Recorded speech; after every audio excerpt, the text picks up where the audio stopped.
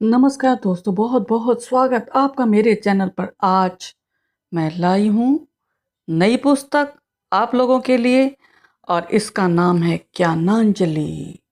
दोस्तों, आप देख सकते हैं ज्ञानांजलि है और इसकी रचिता हैं डॉक्टर दुर्गा सिन्हा उद्दार जी। थोड़ा सा बताना चाहूँगी, यह प्रश्नोत्तरी है रामचरितमानस पर आधारित। पेपरबैक में 2025 में आई है। मूल्य 199 रुपये, पृष्ठ 128 और यह द वर्ड्स विगल प्रकाशन से आई है। और मैं परिचय डॉक्टर दुर्गा जी का देना चाहूँगी। डॉक्टर दुर्गा सिन्हा प्रतिष्ठित शिक्षाविद हैं, मनोविज्ञानी हैं, साहित्यकार हैं, समाजसेवी हैं। इन्होंने एमए किया है, एमएड किया है, गोल्ड मेडलिस्ट हैं ये। पीएचडी किया मनोविज्ञान में, मनोविज्ञान की व्याख्याता रही हैं, सेवानिवृत्त हो चुकी हैं, मनोवैज्ञानिक सलाहकार हैं। 12 पुस्तकें प्रकाशित हो चुकी हैं, गीत, गजल, भजन, मुक्तक, नाटक, लघु कथाएं इनकी विधाएं हैं। अनुवादक भी हैं, संपादक भी हैं। अनेक पुरस्कार इनको मिल चुके हैं। ये विदेश संरक्षक हैं। महिला काव्य मंच, सैन डिएगो, कैलिफोर्निया, अमेरिका। यह पुस्तक इन्होंने समर्पित किया तुलसीदास जी की अंतः प्रेरणा और विश्व के सभी राम भक्तों को। और आत्मकथ्य में इन्होंने लिखा है, ये लिखती हैं कि आशा है ज्ञानांजलि के प्रश्न संपूर्ण रामचरितमानस रूपी महासागर में डुबकी लगाकर मानस मोती प्राप्त करने में सहायक सिद्ध होंगे। आप सभी से अनुरोध है कि इसका अधिक से अधिक उपयोग कर मेरी साधनों को सफल बनाएं, अपना ज्ञानवर्धन करें। प्रमुखतः तो इस ज्ञानांजलि का यही उद्देश्य है कि बने बनाए प्रश्न आपको सूक्ष्म से सूक्ष्मतम प्रसंगों की जानकारी दें, आपका ज्ञानवर्धन करें, आप में रामचरित को जानने की जिज्ञासा का उदय करें और इतना सरल व सहज बनाएं कि आपको पढ़ने, समझने व उपयोग करने की उत्सुकता जागृत हो और रुचि उत्पन्न हो आप में। आप पढ़ें, समझें और सीखने के लिए प्रयत्न करें। मेरा परिश्रम तभी सफल होगा जब इस ज्ञानांजलि का अधिकतम उपयोग होगा। तो दोस्तों, समीक्षा की बात करती हूँ तो इसमें 6 भाग हैं इस पुस्तक के। सरस्वती वंदना, भजन और 9 विधाओं में राम गुणगान है इसके अंदर। रामचरितमानस के बाल कांड, अयोध्या कांड, अरण्य कांड, किष्किंधा कांड, सुंदरकांड, लंका कांड, उत्तरकांड, इन 7 कांड आधारित प्रश्नावली है। उनके उत्तर दिए गए हैं पीछे और संदर्भ दिया गया है कि उन्होंने कहाँ से बनाई ये पुस्तक, कहाँ संदर्भ लिए, किन पुस्तकों का।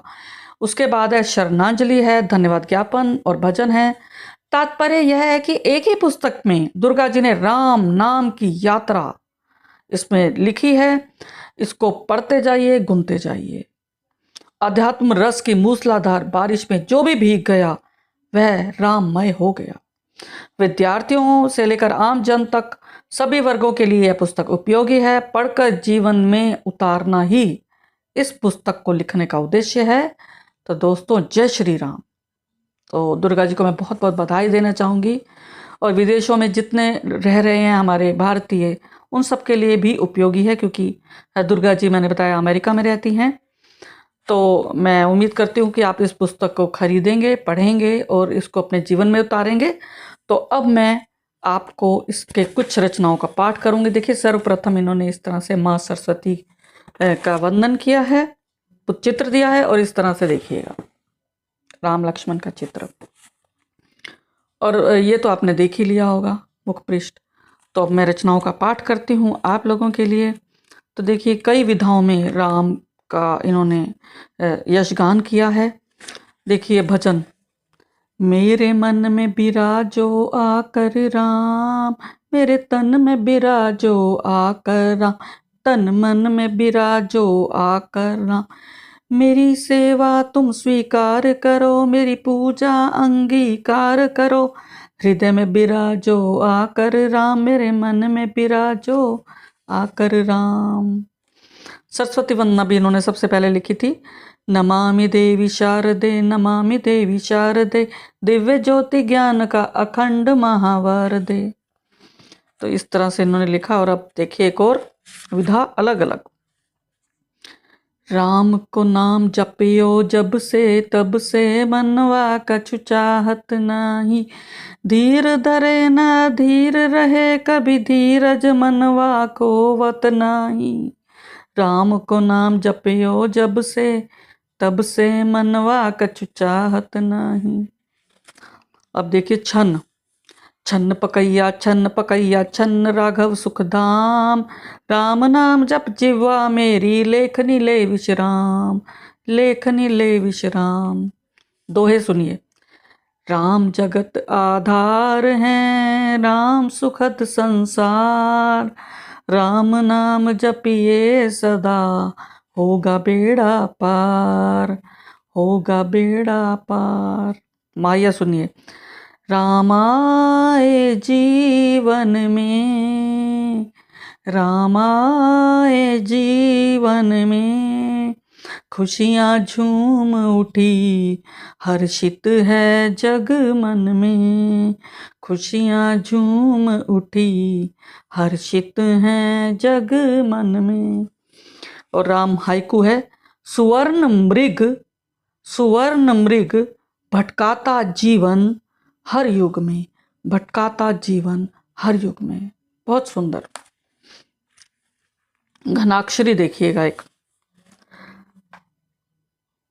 राम ही तो अस है, राम ही विश्वास है, राम में रंगी ये धरती तो बड़ी खास है, राम ही मिलाए मित, राम ही बढ़ाए पीत, राम से सकल संसार में उजास है, राम ही तो भक्ति है, राम ही तो शक्ति है, राम से बंधा ये संसार आस पास है, भक्ति और मुक्ति का ही भाव है जगा रहा, राम ही तो मधुर मधुर एहसास है, राम ही तो मधुर मधुर एहसास है, राम ही तो आस है, राम विश्वास है, राम में रंगी ये धरती तो बड़ी खास है। अब देखिएगा मुक्तक। राम नाम जपता चल प्राणी, संकट कभी न आएगा, सुख दुख और संघर्ष है जीवन, संकट टलता जाएगा, राम सिया कण कण में बसते, सबके उर अंतर में रहते, हनुमत सम हृदय में बसा ले, इसी जन्म तर जाएगा, इसी जन्म तर जाएगा। अब एक बड़ी सुंदर एक इन्होंने विधा लिखी है दुर्गा जी ने। ओम आकृति विधा राम, यानी प्रथम पंक्ति में एक शब्द, दूसरी में अक्षर, एक अक्षर, दूसरी में 2 अक्षर, तीसरी में 3 अक्षर, ऐसे ऐसे करके उसके बाद फिर डिक्रीजिंग ऑर्डर में यानी घटती में चले जाते हैं। 1 से शायद 15-16 है, उसके बाद फिर कम होते जाते हैं,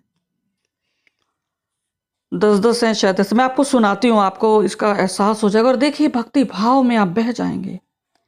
हे राम राघव रमापति रघुनायक राजीव लोचन रघुकुल नंदन रघुकुल शिरोमणि रघुकुल कुल नायक, राम मंत्र सब सुखदाई, राम केवट राम ही नैया, राम है जगत आधार, रघुकुल के नायक, रावण वध करता, राजीव रंजन रघुनंदन, रामाश्रय राजीव राम हे। कितना सुंदर। अब इसको ऊपर से नीचे पढ़िए या नीचे से ऊपर, इस राम के सभी नाम हैं, अद्भुत। इसी को पढ़ लीजिए, देखिए कितना आनंद आता है जीवन में। अब मैं बात करती हूँ ज्ञानांजलि यानी प्रश्नोत्तर। इन्होंने जो बुरी रामचरितमानस पर प्रश्न लिखे हैं, इन्होंने पहले ही स्पष्ट किया है, कुछ नियम है। सर्वप्रथम पुस्तक पर कहीं भी निशान न लगाएं और पुस्तक में दिए गए प्रश्नों के सामने उत्तर लिखने की भूल ना करें। अलग कॉपी में लिखें, पहले याद करें, उसके बाद लिखे। इन्होंने लिखा पेंसिल से भी ना लिखे, क्योंकि जब आप मिटाएंगे तो उसके निशान रह जाते हैं। और कृपया प्रश्न पढ़कर उनके उत्तर जानने का प्रयत्न करें। इन्होंने क्या किया है, ऐसा नहीं कि प्रश्न के साथ उत्तर नहीं, सारे प्रश्न उसके पीछे उत्तर। तो मैं कुछ प्रश्न पढ़ूंगी आप लोगों के लिए। बालकांड से एक प्रश्न है। हाँ, एक गलती छोटी सी हो गई है, मैंने देखा है इसमें। बालकांड में प्रश्न 6 के बाद प्रश्न 7 गायब है, क्योंकि फिर जब आप उत्तर देखेंगे प्रश्न 7 वहाँ उत्तर दिया गया, तो इसमें आप आराम से उसको ठीक कर सकते हैं। तो ये थोड़ी सी मिस्टेक हुई है, बाकी सब ठीक है। आप देखिएगा बालकांड के कुछ प्रश्न मैं पढ़ना चाहूँगी। सर्वप्रथम इन्होंने लिखा, तुलसी कृत रामायण में सर्वप्रथम किसकी वंदना की गई है? आप सभी जानते हैं। अब सुनिएगा। गंगा जी स्नान व जलपान करने से पापों को हरती है। सरस्वती जी किसका हरण करती है? बताएं। नहीं बता पाएंगे। कौन चंद्रमा को पूर्ण देखकर उमड़ पड़ता है? त्रिपुरा सुर का वध किसने किया? शील निधि की कन्या का क्या नाम था? मनु शतरूपा के पुत्र का क्या नाम था? देखिए बीच बीच में पढ़ रही हूं मैं। वन में कुश और पत्तों से मिलकर बना बिछोना क्या कहलाता है? एक और देखिएगा, सूर्य कन्या किस नदी को कहा जाता है? देखिए बड़े मुश्किल प्रश्न भी हैं इसमें, जो शायद मुझे भी नहीं पता। शौच, संतोष, तप, स्वाध्याय और ईश्वर प्राणिधान क्या कहलाते हैं? और एक देखिएगा, गालव मुनि किसके किसके शिष्य थे?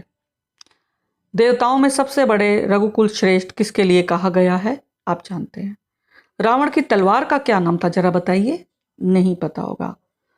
और किसने किससे कहा था कि तू राक्षस कुल का भूषण हो गया? नहीं पता। किस युग में वेद विरोधी व्यक्तित्व बढ़ते हैं? कलयुग में संत किसे कहा जाता है? देखिएगा कितने प्रश्न हैं ये। और एक देखिएगा, राम कथा किसे नहीं सुनाना चाहिए? देखिएगा ये प्रश्न। और एक है, जन्म मरण रोग के लिए संजीवनी किसे कहा गया है? बताएं आप जरा, नहीं बता पाएंगे। राम कथा में कितनी सीढ़ियां हैं? और अंतिम है, शंभु उमा का यह संवाद कैसा संवाद कहा गया है दोस्तों? तो देखिएगा आपको भी और ये बच्चे पढ़ेंगे उनको भी रुचि होगी, बड़ों को भी रुचि होगी ये सब जानने में। तो फिर धन्यवाद दोस्तों, फिर मिलेंगे अगली कड़ी के साथ।